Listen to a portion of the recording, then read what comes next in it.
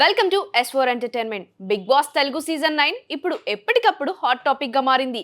September లో ప్రసారం కానున్న ఈ సీజన్ గురించి అభిమానులు చాలా ఆసక్తిగా ఎదురు చూస్తున్నారు. ఈసారి మాత్రం ఎన్నడూ లేని విధంగా చాలా గేమ్ చేంజింగ్ మార్పులు చోటు చేసుకోనున్నాయి.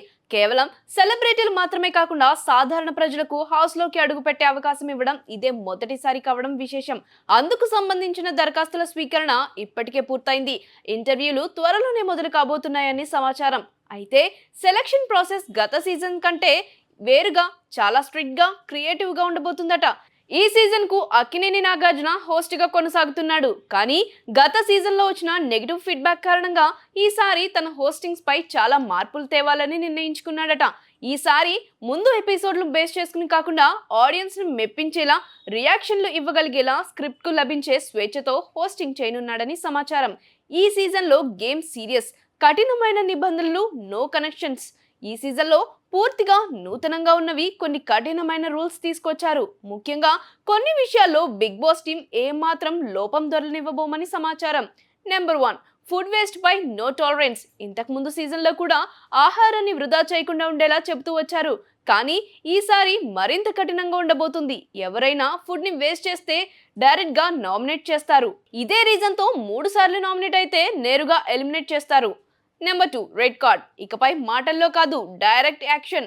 గతంలో కొన్ని సందర్భాల్లో రెడ్ కార్డ్ చూపించి హెచ్చరిక ఇచ్చారు, కానీ తగిన చర్యలు తీసుకోలేదు.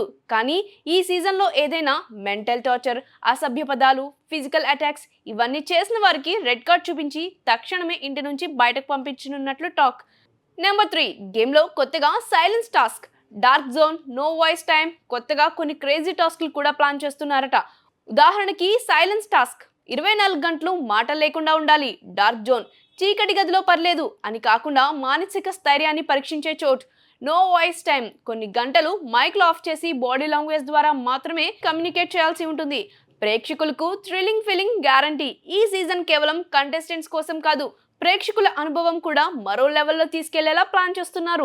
రియల్ టైమ్ ఓటింగ్ పద్ధతులు, ప్లాన్స్, ఇంటరాక్షన్, పబ్లిక్ స్కోర్ ఆధారంగా నామినేషన్ స్ట్రాటజీలు మారే అవకాశం ఉంటుంది. మొత్తంగా చెప్పాలంటే బిగ్ బాస్ 9 తెలుగు ఈసారి సాధారణంగా ఓ రియాలిటీ షోలా కాకుండా నిజమైన మానవ స్వభావాలను, సహనాన్ని, క్రమశిక్షణ పరీక్షించే ఒక ఎమోషనల్ సైకలాజికల్ ప్రయోగంగా మారబోతుంది.